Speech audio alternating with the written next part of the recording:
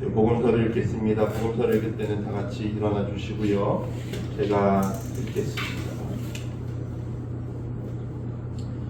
1월 성신에는 징조가 있겠고 땅에서는 민족들이 바다와 파도의 성난 소리로 인하여 혼란한 중에 곤고하리라. 사람들이 세상에 임할 일을 생각하고 무서워함으로 기절하리니 이는 하늘의 권능들이 흔들리게 했습니다. 그때 사람들이 인자가 구름을 타고 능력과 큰 영광으로 오는 것을 보리라. 이런 일이 되기를 시작하거든 일어나 머리를 들라. 너희 속량이 가까웠느니라 하시더라. 이에 비유로 이르시되 무화과 나무와 모든 나무를 보라. 싹이 나면 너희가 보고 여름이 가까운 줄을 자연히 아나니 이와 같이 너희가 이런 일이 일어날 것을 보거든 하나님의 나라가 가까이 온 줄을 알라. 내가 진실로 너희에게 말하노니 이 세대가 지나가기 전에 모든 일이 다 이루어지리라. 천지는 없어지겠으나 내 말은 없어지지 아니하리라. 너희는 스스로 조심하라. 그러지 않으면 방탕함과 술취함과 생활의 염려로 마음이 둔하여지고 뜻밖의 그날이 덫과 같이 너희에게 임하리라. 이날은 지구상에 거하는 모든 사람에게 임하리라. 이러므로 너희는 장차 올 이 모든 일을 능히 피하고 인자 앞에 서도록 항상 기도하며 깨어 있으라 하시니라. 이 모든 말씀은 하나님의 말씀입니다. 하나님 감사합니다. 아멘. 이런 방식으로 이제 진행을 할 겁니다. 앉아주십시오.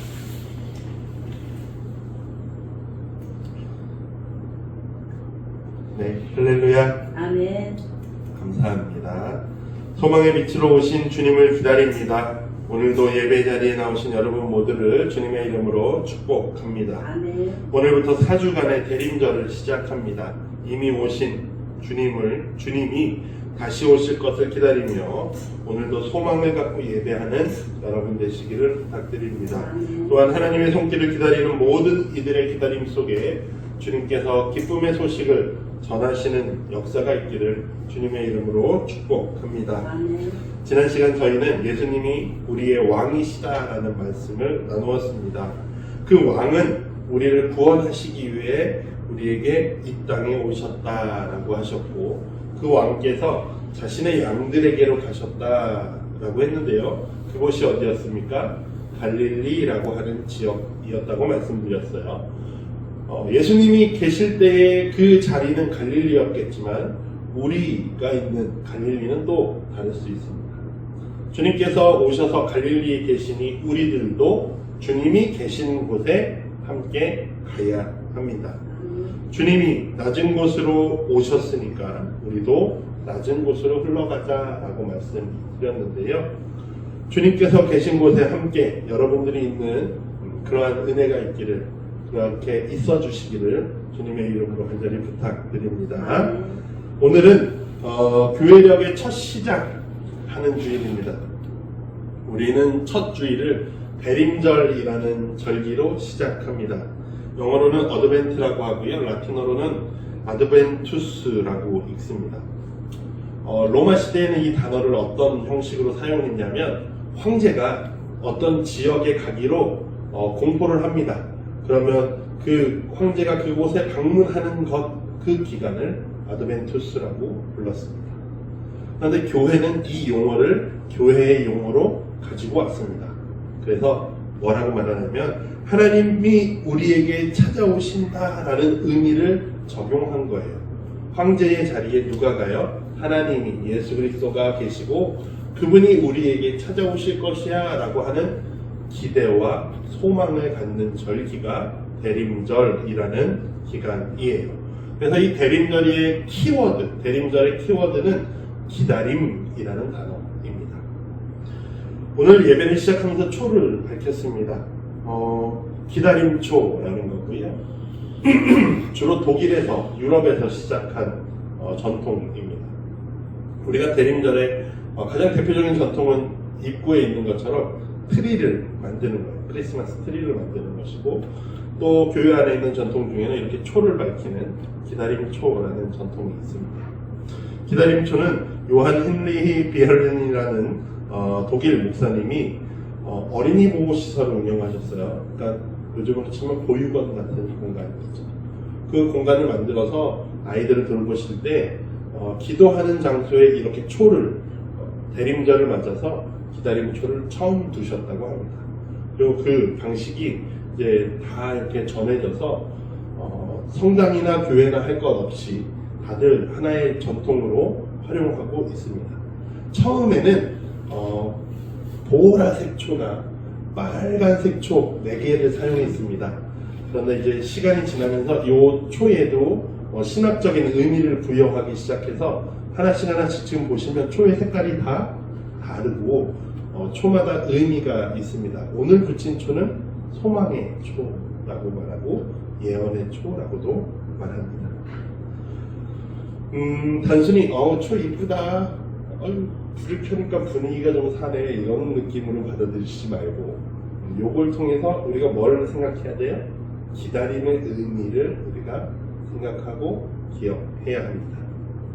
오늘 대림절 첫 번째 주일을 맞으면서 말씀을 나누실 때 우리에게 기다림이 어떤 의미인가를 고민해보고, 또 우리는 어떻게 기다려야 할까라는 그 묵상 가운데에 한 주간을 살아갈 힘을 얻으시는 여러분이 되시기를 주님의 이름으로 축복합니다. 오늘 본문은 저희가 2주 전에 나눴던 마가복음 마지막 날에 대한 마가복음의 평행 본문입니다. 같은 본문을 다르게 표현한 부분이에요. 누가가 표현한, 우리가 지난 2주 전에 마가가 표현한 그 표현 안에서 우리가 무엇을 생각했냐면, 종말의 때를 우리가 알 수 없기에 우리가 지금 최선을 다해서 살아가야 한다. 그리고 지금 살아가는 지금이 우리가 살아가는 오늘이 마지막 날, 마지막 때이다라고 말씀드렸습니다. 그런 맥락 하에서 우리가 한번 생각해 보시면 좋을 것 같아요. 오늘 본문을요. 예수님께서 말씀하셨어요. 무화과 나무나 나무들을 봐라. 여름쯤이 오면 푸릇푸릇한 이 싹이 나는데 그 싹을 보면 여름이 왔구나 하고 너희가 알지 않냐. 이런 일들이 있으면 너희도 마지막 날이 가까이 왔는 줄로 알아라 라고 말씀하십니다. 예수님이 그렇게 말씀하시면서 내가 올 건데, 마지막 때에 내가 올 건데 어떻게 오냐면 구름 타고 오겠다라고 말씀하셔요. 구름 타고 오신다라고 표현하십니다. 근데 이 말은 어떤 의미냐면 아무도 모르는 사람이 없게 오겠다라는 겁니다. 은밀하게. 예수님이 오셨는데 언제 오셨대? 라고 하는 그때가 아니라 예수님이 오시면 모든 사람이 다 알게끔 오시겠다라는 표현 중에 하나가 구름 타고 오신다라는 표현이에요. 진짜로 구름을 타고 오실지 아니면 뭘 타고 오실지는 모르겠지만 정말로 모든 사람들이 하늘을 우러러 봤을 때 예수님이 오시는구나 라는 것을 알 수 있게 오시겠다라는 이야기예요. 다른 어떤 사람들이 말하는 것처럼 내가 예수다 라고 말하는 그분들은 은밀하게 오는 것부터가 말이 안 되는 거예요. 주님은 모두가 알 수 있게 오시고, 그러면 모든 사람들은 주님을 보면서 절망에 빠진다라고 이야기하십니다. 놀라고 두려워하고 심지어는 오늘 보면은 기절하기까지 한다라고 표현하셔요. 그 말은 사람들이 예수님의 오심이 좋은 거예요, 싫은 거예요? 두렵고 무섭고 싫은 겁니다. 왜 그렇습니까? 예수님께서 앞에 누가복음 14장에서 하나의 비유를 하시는데, 왕이 사람들을 초대합니다. 근데 사람들이 그 날이 되니까 거절해요. 뭐라고 거절하냐면 내가 밭을 사서 밭을 좀 나가봐야 할 것 같아서 못 갈 것 같아요. 내가 소를 샀는데 소가 일을 잘하나 좀 확인하게 오늘은 못 갈 것 같습니다. 내가 결혼을 해서 집에 있어야 해서 못 갈 것 같아요. 이런 식으로 핑계를 대며 왕의 초대에 참여하지 않아요. 그렇게 참여하지 않은 이들이 주님이 오실 때에 그때는 거절할 수 없는 초대를 받게 됩니다. 하나님의 심판대 앞에 다 같이 오게 된다는 사실이죠. 지구상에 거하는 모든 이들에게 임하는 날입니다. 그런데 중요한 부분은 이거예요. 그런 날이 우리에게는 어떤 의미지? 그런 날에 우리에게 어떤 일이 일어나지? 라는 것입니다. 오늘 본문에서는 28절 보시죠. 이렇게 말씀하십니다. 이런 일이 되기 시작하거든 일어나 머리를 들라. 너희의 무엇이 가까웠다고요? 속량이 가까웠다. 그러니까 예수 그리스도께서 오시면 우리가 속량되어진다라는 거예요. 여기서 속량이라는 것을 다른 말로 표현하면 우리의 구원이 완성되는 날이다 라고 말할 수 있습니다. 그러면 이 마지막 날은 사람들이 다 두려워하고 무서워하는 날인데 우리에게도 그런 날인가? 라는 질문이에요. 그렇지 않다라는 사실입니다. 두려움의 날입니까? 기쁨의 날입니까? 하나님의 날은 우리에게 피하고 싶어하는 날입니까? 아니면 드디어 주님이 오셨구나 라고 하며 즐거워할 날입니까? 주님을 만나는 것이 우리에게 복입니까? 화입니까? 예, 성도님들에게 예수 그리스도를 믿고 따르는 그의 길을 따라가기로 했던 그 제자들, 그분의 진리 안에 거하며 그분의 음성을 듣고자 했던 그분의 백성들, 또 하나님의 자녀가 되어서 상속받기로 했던 유산이 드디어 상속되어지는 날, 그 날이 마지막 예수 그리스도가 오시는 날이라는 거예요. 그러면 우리에게 그 날은 어떤 날입니까? 기쁜 날이라는 사실입니다. 그렇기 때문에 우리가 소망해왔던 것이 드디어 이루어지는 날입니다. 우리에게 기쁨이 주어지는 날이에요. 그러면 우리는 그날을 어떻게 해야 합니까? 기다려야 한다. 기대하면서 기다려야 한다는 겁니다. 어떻게 기대해요? 어떻게 해요? 기대한다. 우리에게 그날이 너무나도 즐거운 날이고 이 땅에서 경험하지 못했던 최선의 기쁨이 있는 날입니다.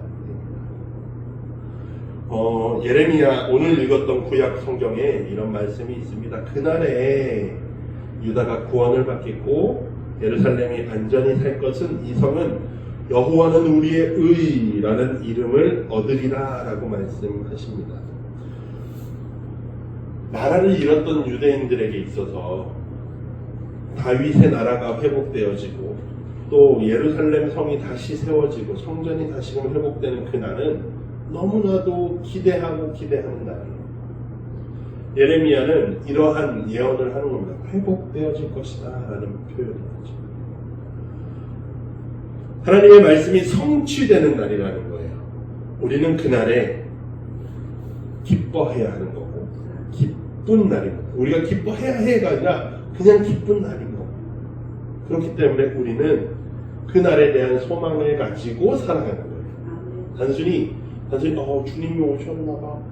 이제 정산해야 되네. 이런 날이 아니라요. 주님이 오셨구나. 드디어 정산해서 내가 복을 누리겠구나 하는 날이 그 날이라는 거예요. 주님이 우리 가운데 오심을 기대하며 기다려야 합니다. 그런데요, 제가 아까 드렸던 질문처럼 주님이 오심이 우리에게 복입니까? 화입니까? 복이요.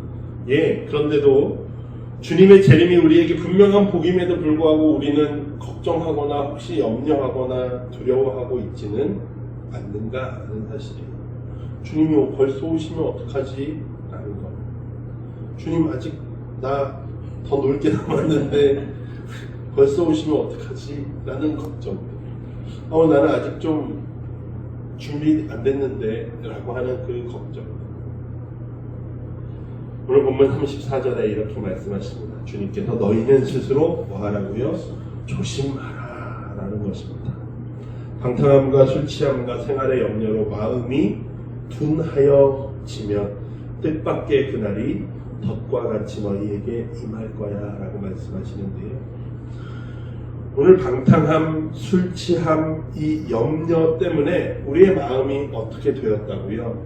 둔하여졌다라는 거예요. 주님의 평가입니다. 그래서 그렇게 되지 않도록 뭐 하라고요? 조심하라라는 것이에요.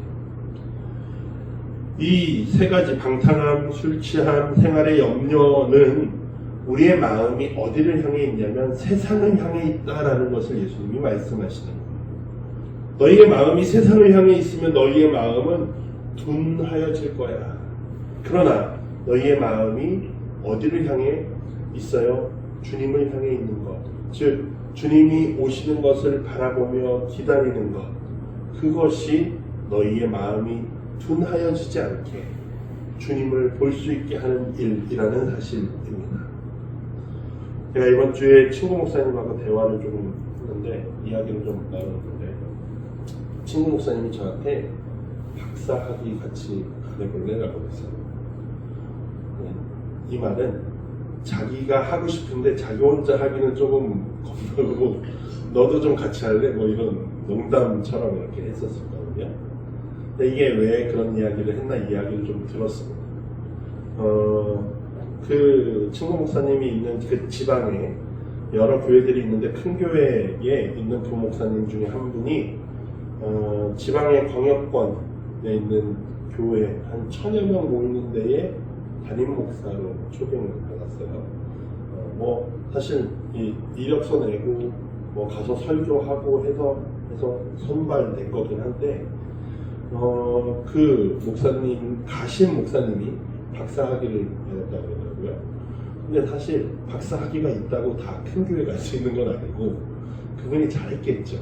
잘했을 텐데 이제 그 과정 잘하게 되는 이제 면접 이력서를 내고 목사님들도 이렇게 한다는 게 참 안타까운 현실인데 이력서를 내고 자기의 스펙들을 이렇게 내요. 근데 그게 어떤 스펙이냐면 내가 뭐 학회에 어떤 논문들을 냈고 어떤 발표를 했고 논찬을 했고 이런 스펙들을 만들어서 낸 거예요. 그 친구 목사님이 그 목사님을 보면서 그 교회, 그 목사님, 부목사님이 계시던 그 교회는 부목사님들한테 박사를 따게 해요. 그러니까 따게라는 표현이 좀 그런데 박사학위 공부를 하게 합니다. 왜 그러냐면 원래는 부목사님들이 나갈 때 역곡교회에서 저를 도와주시는 것처럼 이렇게 도와주는 것보다 차라리 박사학위를 해주자 뭐 이렇게 이야기를 하셨던 것 같아요. 거기 있는 부목사님들은 공부를 하셔야 돼요. 근데 이제 그 목사님, 부목사님인데 담임 목사님이죠. 그 담임 목사님이 이 친구 목사님을 조금 좋게 보셨어요. 야, 얘 가는 거 봤지? 너도 박사 좀 해.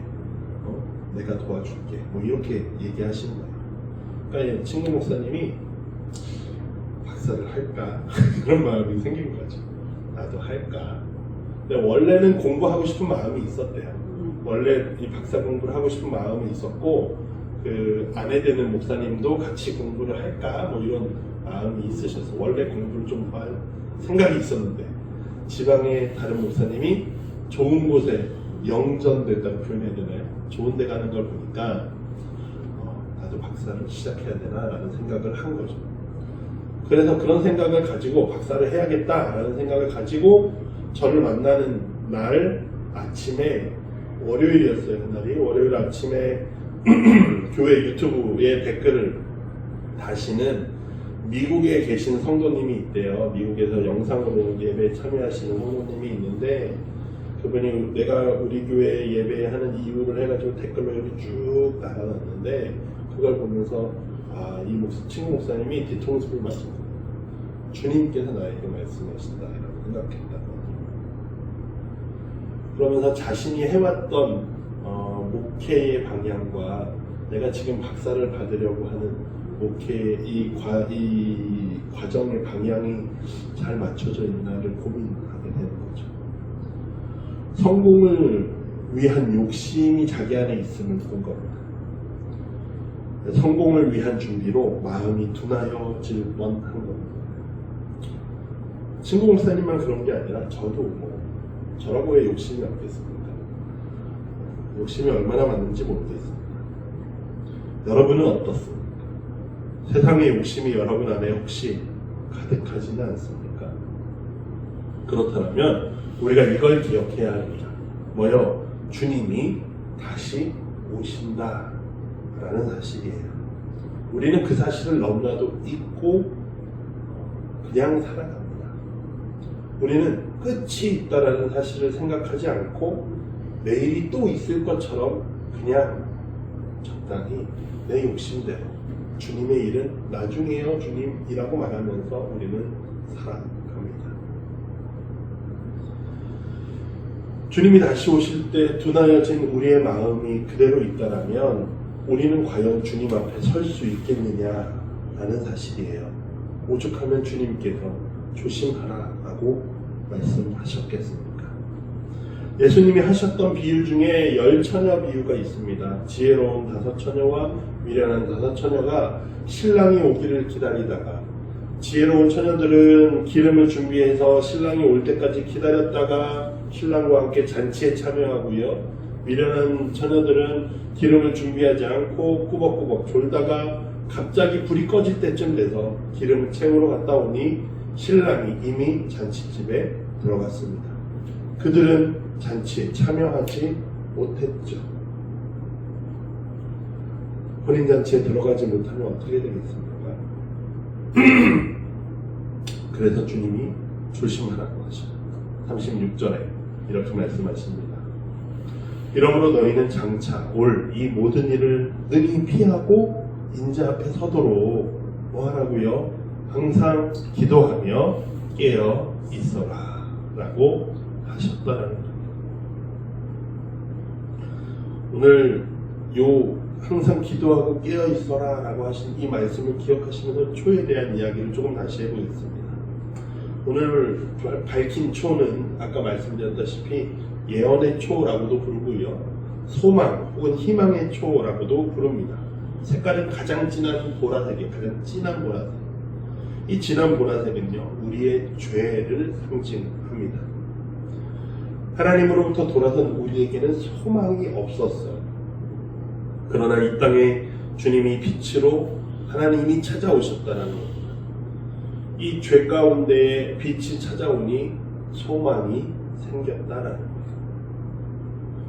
우리가 죄로부터 노임을 받고 하나님 앞에 다시금 설 수 있게 되었다라는 사실을 우리는 이 초를 바라볼 때 기억해야 합니다.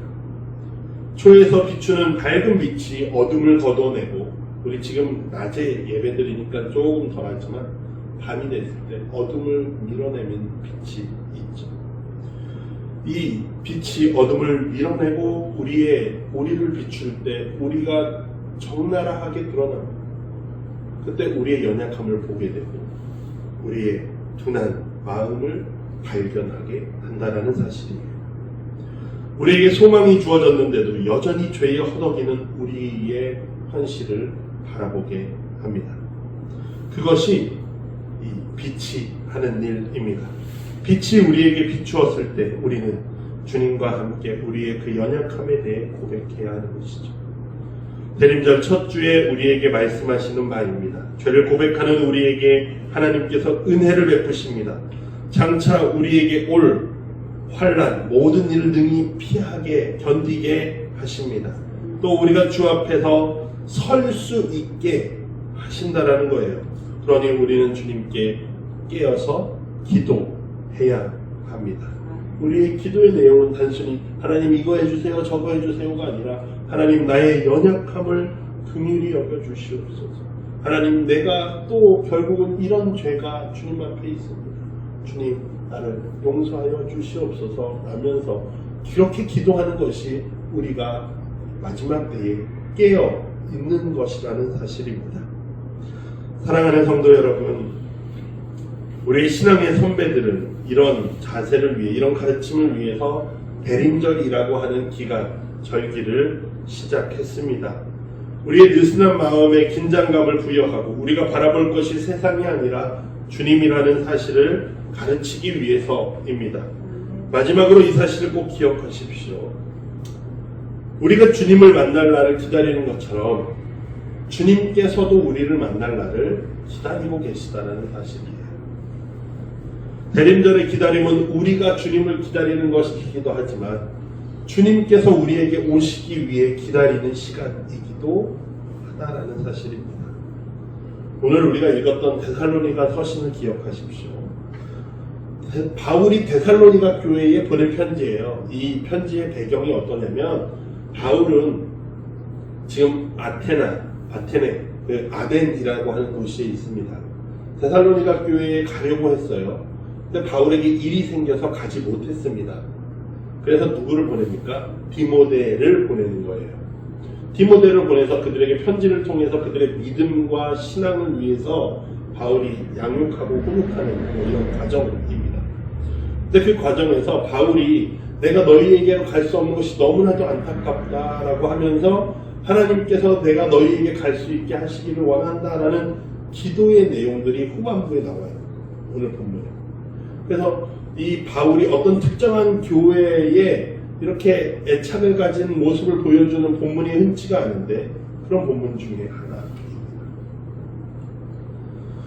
사랑하는 하나님의 성도 여러분, 주님의 마음이 오늘 바울이 데살로니가 교회를 향한 마음과 같다라는 거예요. 바울이 내가 너희에게로 가고 싶다라고 말하는 것처럼 주님께서도 우리를 찾아오고 싶어 하신다라는 사실입니다.